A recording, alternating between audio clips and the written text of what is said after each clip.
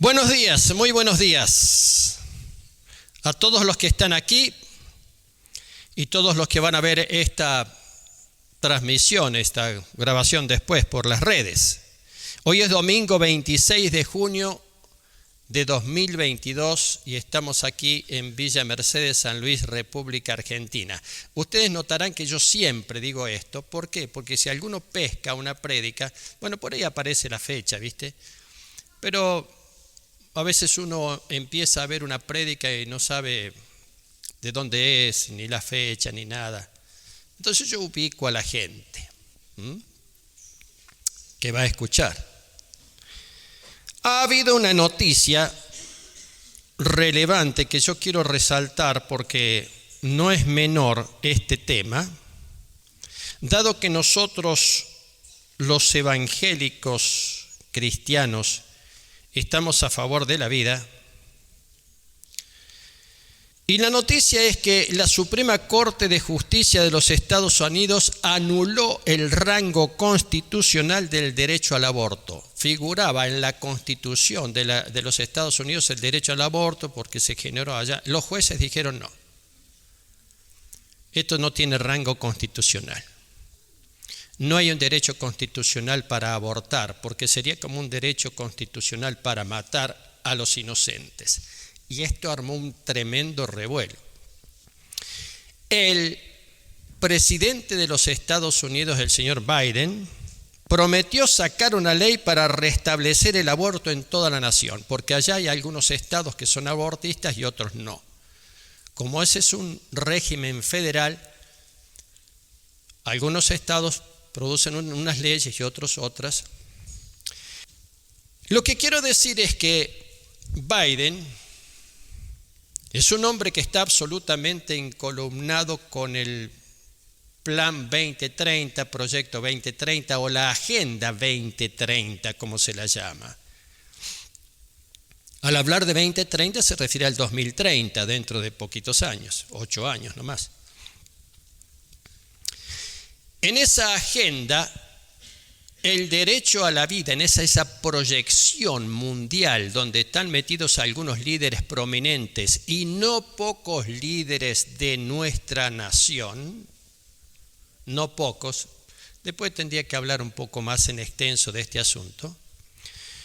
Una de las cosas, uno de los puntos fundamentales es precisamente el aborto, legalizarlo y propagandizarlo y llevarlo a su máxima expresión. Porque la Agenda 2030, mis queridos, uno de sus proyectos fundamentales es la disminución de la población mundial. No el control de la población, no, la disminución. Si somos, ponele 7.000 millones, bueno, que en lugar de 7.000 millones haya 2.000 millones. No es una cosa menor, porque si no el planeta no aguanta esta cantidad de gente. Entonces esto ha producido una conmoción muy grande, muy celebrado por supuesto por toda la gente, por toda la gente que defienden el derecho a la vida, que no es quitarle derecho a la mujer. No se trata de quitar el derecho a la mujer, se trata de reafirmar el derecho de la persona que está en el vientre y que tiene derecho a la vida. Si no lo hubiéramos tenido nosotros, mis queridos, no estaríamos aquí. No estaríamos aquí. Así que sí ha sido una cosa muy importante y ¿cómo puedo decir? También es para mí como un estado de alerta para quienes defendemos la vida desde el nacimiento. Un estado de alerta. La Iglesia tiene que reforzar su postura por la vida y por el derecho a la vida desde la gestación hasta la muerte que Dios establece. Porque dentro de la Agenda 2030 está avanzando muy rápidamente también la posibilidad de matar a las personas cuando ya las personas son viejas o están enfermas o qué sé yo. En otro momento voy a hablar de esto, pero quiero decirlo y quiero reafirmar. Los evangélicos, por gracia de Dios, que nos dio la vida que para cada uno de nosotros o para cualquier persona es única y absolutamente irrepetible. Nosotros no somos como la producción en fábrica de determinado objeto que son todos absolutamente igualitos. No, nosotros somos totalmente diferentitos porque Dios nos ha hecho personalmente a cada uno de nosotros. Así que celebramos esta decisión de la Suprema Corte de Justicia de los Estados Unidos, por supuesto, y damos gracias a Dios por esto. La prédica de esta mañana se titula Cuando Dios te llama por tu nombre, cuando Cristo te llama por tu nombre. A veces Dios se llama por el nombre. Es una cosa interesante porque hay una particularización. Dios nos conoce, ya nos ha conocido antes que nosotros naciéramos. ¿Cómo puede ser si nosotros no habíamos nacido? Yo ya he hablado que Dios desde la eternidad tiene una perspectiva totalmente diferente a la que podemos tener nosotros. Tenemos que aprender eso y orar que Dios nos revele lo que significa la eternidad de Dios. Una perspectiva absolutamente diferente de la que tenemos nosotros. El joven Samuel, allí durmiendo en el templo, según narra el primer libro de Samuel en el capítulo 3, él dormía en el templo, criado en el templo, bajo la supervisión, por decir así, del sacerdote Elí, que ya era un anciano, y siente una voz que lo llama y cree que es Samuel el que lo llama, y va y lo despierta al viejo y le dice: ¿qué pasa? ¿Me llamas? No, yo no te llamé, andá de acostarte, dormí de nuevo.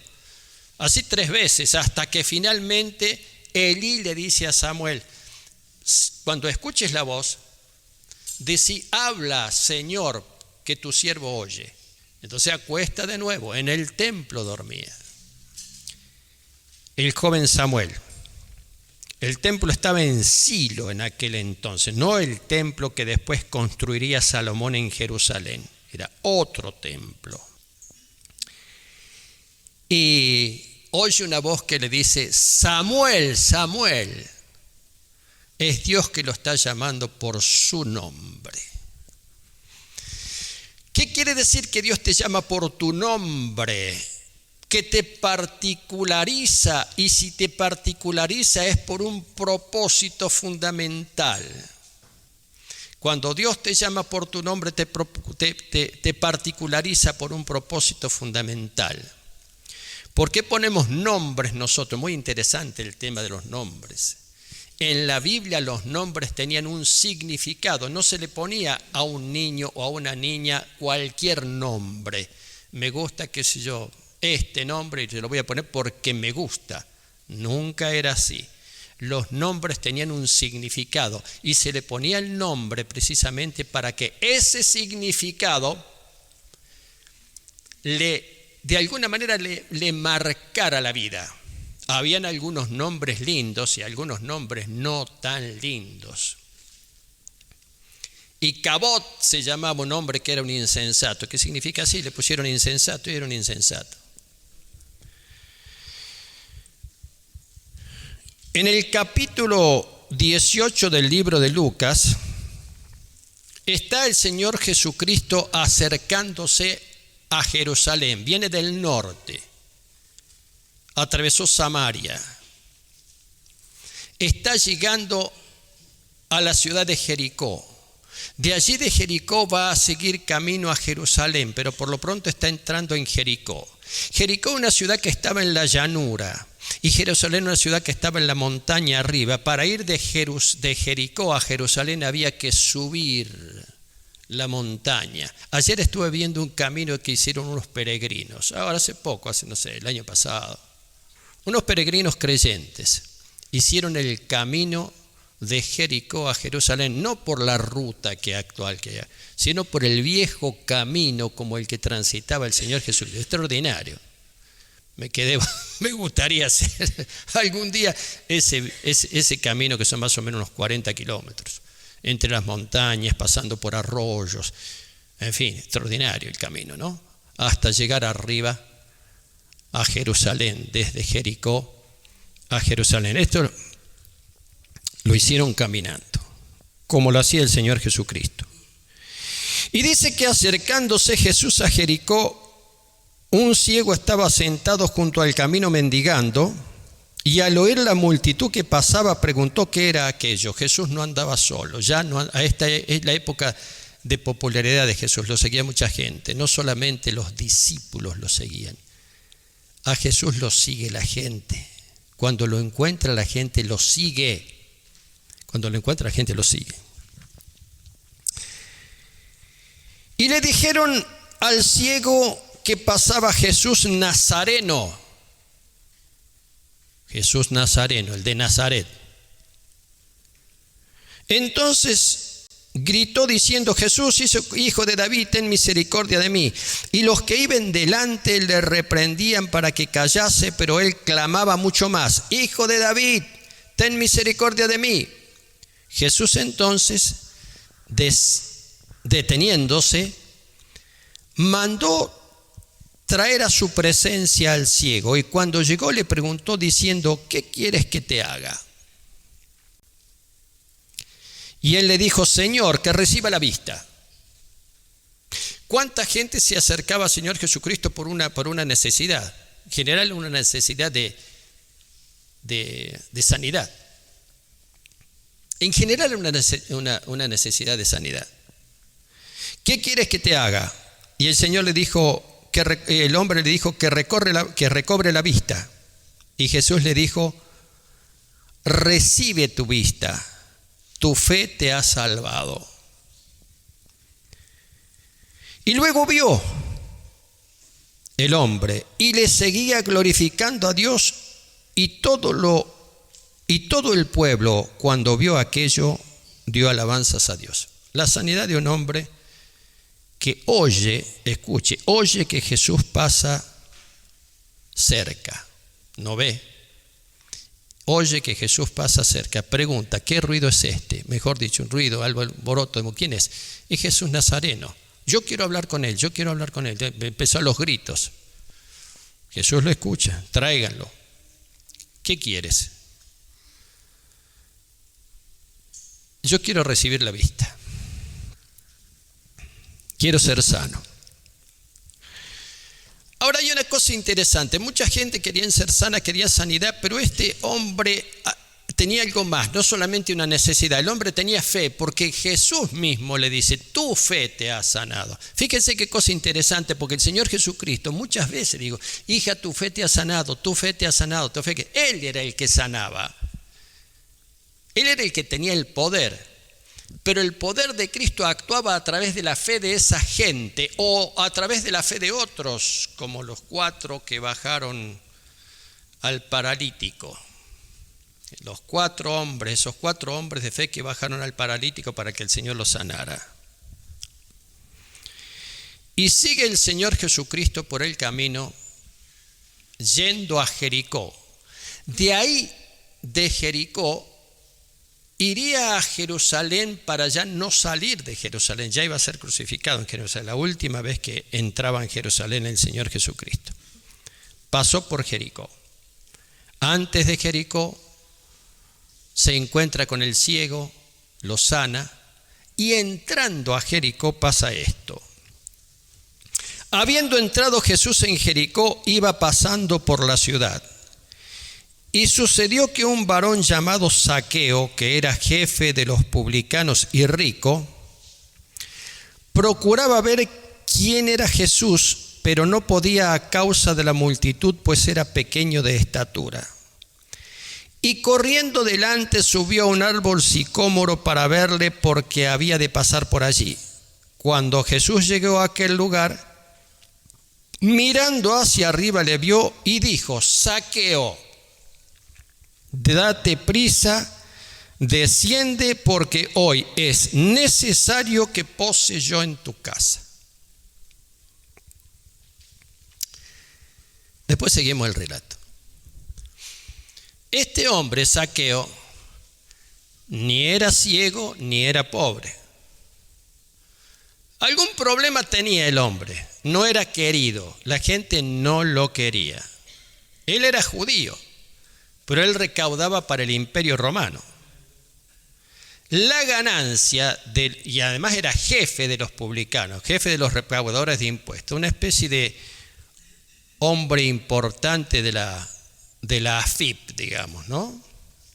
Hay algunas, no quiero hacer ninguna alusión aquí, hay gente que trabaja en la AFIP, pero no era querido porque recaudaba para el imperio, recaudaba para los romanos. Era rico porque había un porcentaje, digamos, de los impuestos que se lo quedaba él, no se lo quedaba él, legalmente se lo quedaba él, y era un hombre rico. Era un hombre rico, no estaba enfermo, tenía el problema de que alguna gente no lo quería. Ahora, ¿qué quería él? No quería sanidad, no quería riqueza, él quería conocer a Cristo. Zaqueo quería conocer a Jesús. Y se sube, pequeño de estatura. ¿Cuántas veces se ha representado en nuestras escuelas bíblicas con los niños? Se lo ha representado a Zaqueo, se ha elegido el más peticito de los niños, el más chiquito de los niños para hacer de Zaqueo, que se tiene que subir arriba de un árbol para poder ver a Jesús, porque en medio de la multitud no lo puede distinguir. Y el hombre hace esto. Muy interesante esta actitud de Zaqueo, porque él no quiere perderse la oportunidad de ver, de conocer a Jesús. Y no le importa subirse a un árbol. Él no era un mendigo que hubiera hecho, él no era un mendigo. Él era un hombre importante, digamos, rico en primer lugar. Importante, sí. Despreciado, también. Pero hay mucha gente que son ricos y son importantes y son despreciados, la gente no los quiere. Este era Zaqueo. Entonces el hombre se sube al árbol y Jesús va pasando por ahí, y fíjense qué cosa. Jesús levanta la vista, lo ve a Zaqueo y le dice estas palabras: Zaqueo, date prisa, desciende, porque hoy es necesario que pose yo en tu casa. ¿Lo conocía? ¿Lo había visto antes? ¿Cómo sabía que era Zaqueo? Le preguntó a algunos: ¿sí dice quién es ese Zaqueo? No, el relato no lo dice. Lo que pasa es que Jesús llama por el nombre cuando tiene un propósito para él, para la persona. Y dice algunas cosas importantes: date prisa, desciende, hoy es necesario que pose en tu casa. Tengo que ir a tu casa. Tengo que ir a tu casa. El hombre tenía una vivienda importante, sin ninguna duda. Si era rico, tenía una vivienda importante, tenía una buena cantidad de sirvientes. Tiene una buena cantidad de amigos entre los publicanos, digamos, como Zaqueo. Entre los publicanos como Zaqueo se juntaban ellos, todos tenían un buen pasar, todos tenían dinero, eran judíos. Este era judío. Despreciado por la gente. Es necesario que yo vaya a tu casa. ¿Cómo es necesario? Es necesario. Jesús no hace... ¿Saben qué? Si nosotros estudiamos la vida de Cristo,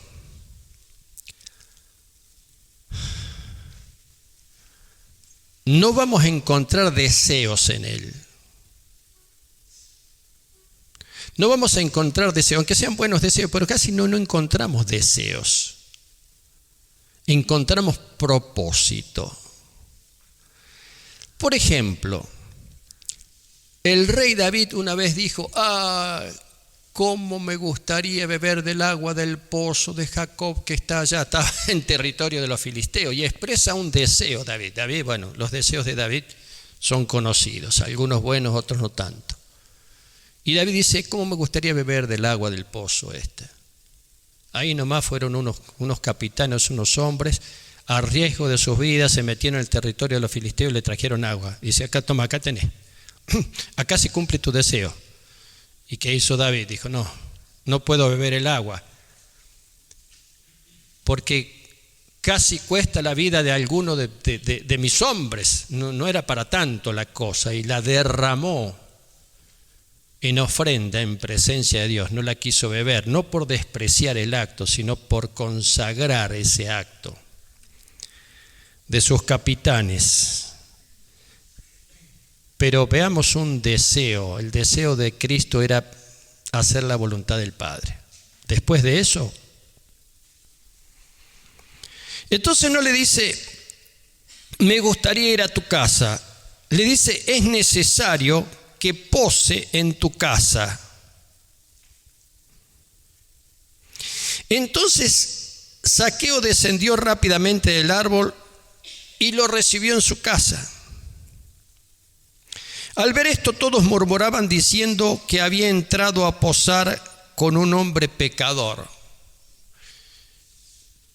Uno de los pecados mayores, digamos, era el de cobrar impuestos, ¿no? Según la gente.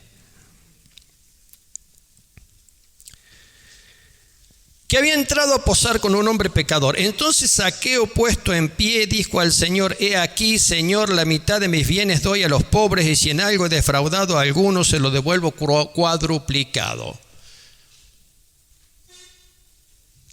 Zaqueo quería conocer a Cristo.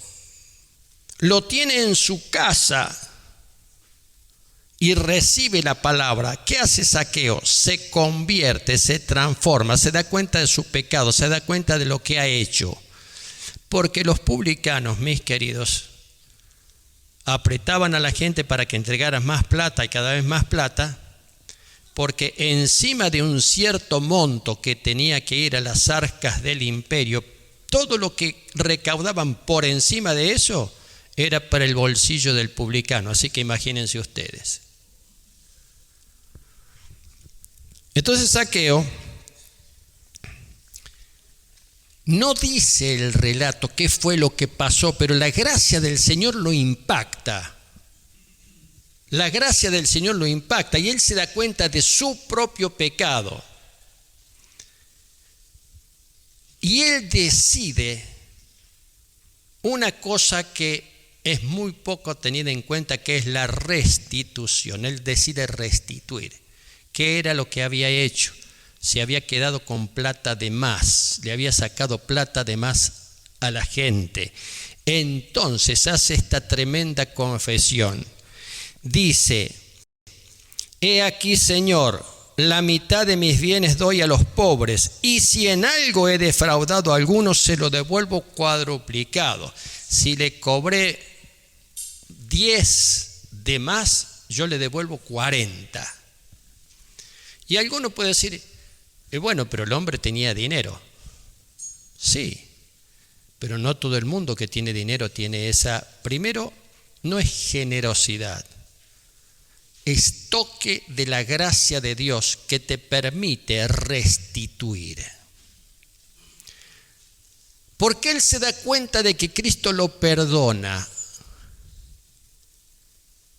Cristo va a la casa de Zaqueo. ¿Sabe qué quiere decir Zaqueo? Zaqueo significa noble, inocente. Eso significa el nombre Zaqueo. ¿Sabe que el nombre era así? ¿Quién le puso? Sus padres le pusieron ese nombre. Fíjense cómo el nombre muchas veces hace a la persona. Zaqueo se da cuenta de que hay algo que no anduvo en él, hay algo que él hizo mal, hay algo que se metió mucho en el tema del dinero y se ve que a lo mejor no le importaba a la gente. A lo mejor alguno de esas personas a las cuales él iba a cobrar o mandaba a sus ayudantes a cobrarle, a lo mejor la persona se desesperaba porque le cobraba de más, porque a lo mejor le arruinaba el negocio. Andá a saber que todo ese tipo de cosas que ocurren cuando hay abuso de autoridad. ¿Quién podía tocarlo a Zaqueo? Él era un funcionario, él era un judío, pero era funcionario del imperio romano. ¿Quién lo podía tocar? Era un intocable Zaqueo. Zaqueo era un intocable. Los judíos lo odiaban, pero no lo podían tocar porque caía todo el peso de la ley del imperio sobre ellos. Entonces Zaqueo se arrepiente, se da cuenta por la gracia del impacto de Cristo y decide hacer esa restitución. ¿Qué es la restitución? Así que te he causado algún daño. Escuche lo que es la restitución. Así que te he causado algún daño. Sí, hermano. Te pido perdón. Le pido perdón a Dios. Magnífico. Tengo el perdón de Dios, pero ahora tengo que restituir. Tengo que restituir. ¿Qué significa restituir? Tengo que borrar el mal que hice y tengo que recompensar. Tengo que borrar el mal que hice y tengo que recompensar. No me quedo solamente con el tema de decir, bueno, ya me perdonó, ya está el perdón. No. Es un error de interpretación cuando creemos que el perdón ya me libera de toda responsabilidad. Un tremendo error de interpretación cuando creo que el perdón ya me liberó de toda responsabilidad. No, el perdón me agregó responsabilidad, no me la quitó. Porque la gracia de Cristo viene para hacerme responsable, para no volver a caer y para restituir el daño ocasionado. Y a veces la restitución del daño ocasionado es un proceso. Es un proceso duro, es un proceso difícil, un proceso. Si en algo he defraudado a algunos, se lo devuelvo cuadruplicado. El Señor Jesús percibe en Zaqueo, percibe la gracia que tiene este hombre, percibe la sinceridad de Zaqueo. Entonces dice lo siguiente, estas son una de las palabras más poderosas de Jesús. San Lucas capítulo 19, versículo 9. Y Jesús le dijo, hoy ha venido la salvación a esta casa, por cuanto este hombre también es hijo de Abraham. Le está diciendo a los demás, no lo menosprecien, porque este judío es hijo de Abraham, igual que ustedes, pero hoy ha venido la salvación. ¿Qué es la salvación? ¿Qué? ¿Se convirtió Zaqueo? Nosotros decimos, sí, se convirtió Zaqueo. Tal vez su familia, tal vez su gente, como era antes. Se convertía el padre de familia, se convertía toda la familia. Pero la salvación significa hoy ha venido la gracia de Dios, que lo ha transformado a este hombre, lo ha levantado, lo ha sacado de ese encierro que estaba metido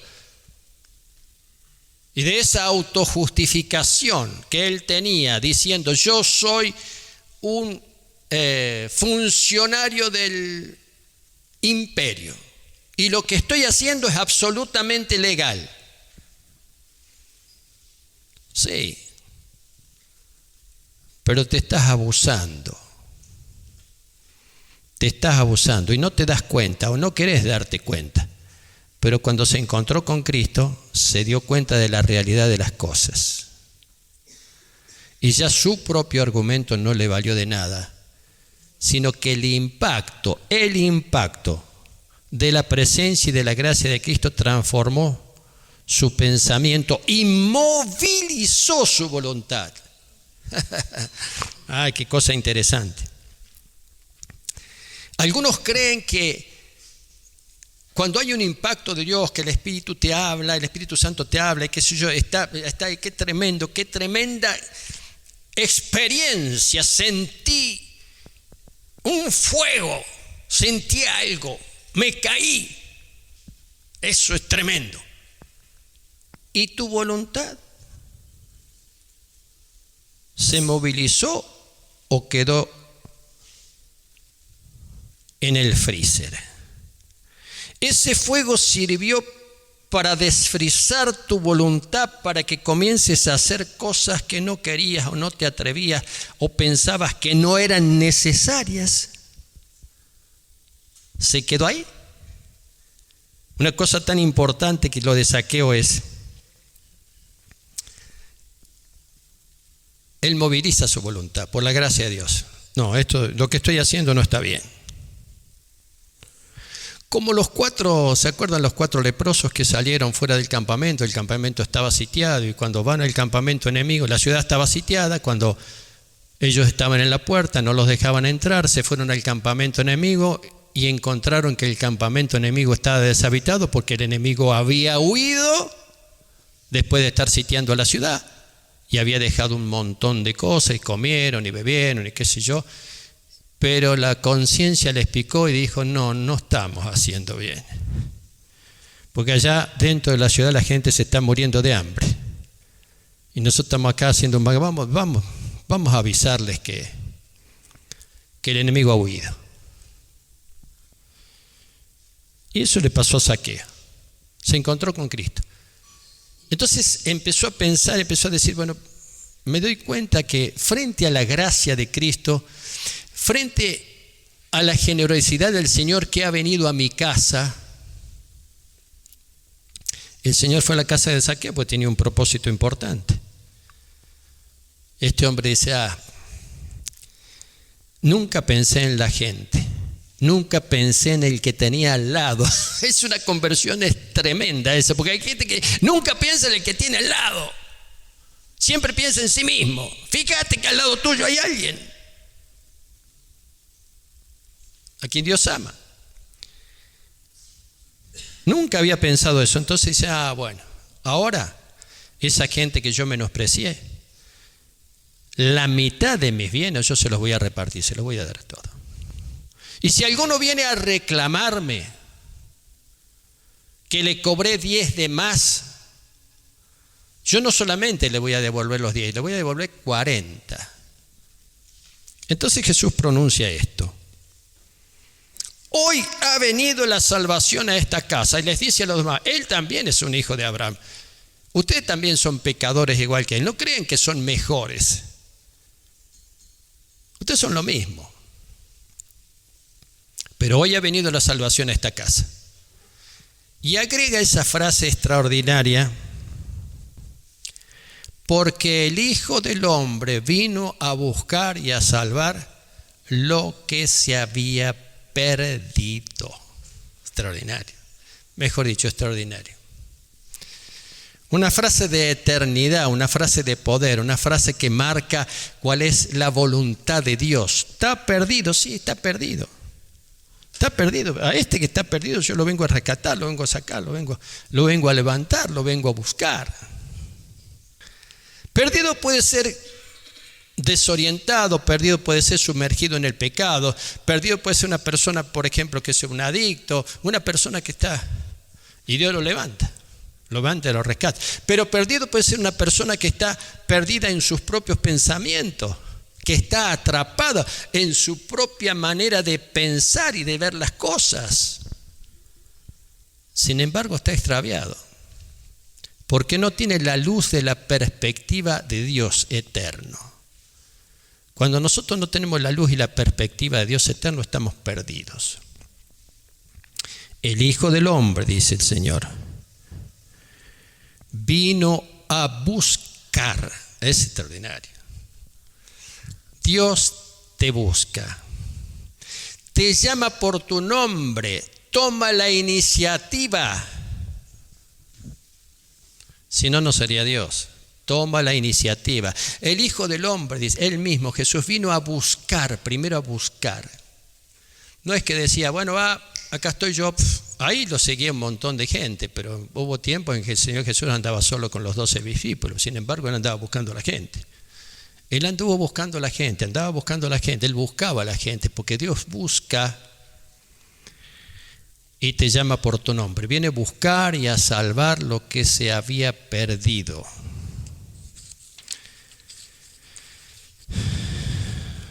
¿Quién le dijo a Jesús que ese hombre subido en lo alto del árbol sicómoro?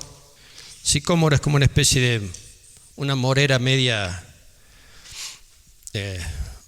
Sí, no era una morera, era una cosa que daba una especie de higos pequeños, una cosita así muy abundante en la región. ¿Quién le dijo a Jesús que ese hombre se llamaba Zaqueo? No, nadie le dijo. Dios conoce nuestro nombre.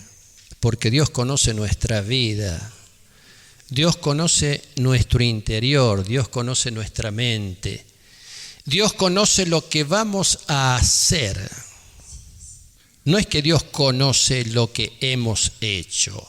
Dios conoce lo que nosotros vamos a hacer. El llamado de Dios es que las cosas que vamos a hacer las hagamos en su voluntad.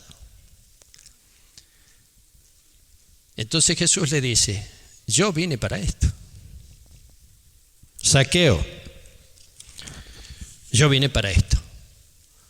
Hoy ha venido la salvación a tu casa. Resguardala la salvación, cuidala la salvación. Cuidala. ¿Saben que los únicos 3 versículos de la Biblia, del Nuevo Testamento en este caso, en los cuales se nombra a Zaqueo, están precisamente en este pasaje? Zaqueo es nombrado 3 veces en este pasaje. Nunca más la Biblia habla de Zaqueo. No dice que fue, que no sabemos si estuvo en Pentecostés, no sabemos, no se dice absolutamente más nada, pero lo que la Biblia asegura es que Zaqueo fue salvo porque la salvación, hoy ha venido la salvación. Y cuando Cristo dice, hoy ha venido la salvación a esta casa, es porque vino la salvación. Qué buena oración. Señor, que venga la salvación a mi casa. Que venga la salvación. Y cuando viene la salvación, viene una gracia, viene una bendición, viene una transformación de la voluntad. Viene una transformación de la voluntad. Esa es la gracia de Cristo. ¿Alguna vez sentiste que Dios te llamó por tu nombre? Como le pasó a Samuel. Samuel no sabía. Samuel era un chico, era un muchachito. Samuel no sabía. Y Elí, que era un hombre de experiencia, le dijo, mira, por esto. Elí era un hombre de experiencia, digamos de experiencia de vida, por decirlo así. Pero Samuel comenzó a tener experiencia en relación con Dios, que nunca la tuvo Elí. Samuel llegó a tener una experiencia en la relación con Dios que Elí no la tuvo nunca, aún siendo sumo sacerdote. Y eso es lo que Dios hace. Deja que Dios te nombre. Deja que el Señor te nombre y te diga, fulano. A veces deberíamos en nuestras oraciones poner nuestro nombre en las oraciones. A veces oramos por mucha gente, ¿viste? Nombramos, Señor, bendice a este, pongamos nuestro nombre. Porque Dios valora nuestro nombre, porque el Señor vino a buscarnos y a salvarnos a nosotros y a tantos más. Esa es la gracia de Cristo. Deja que Dios te nombre. Amén. Dale un aplauso al Señor. Amén.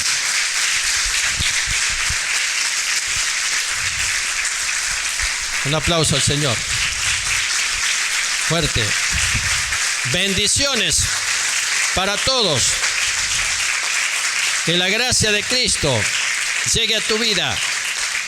Amén.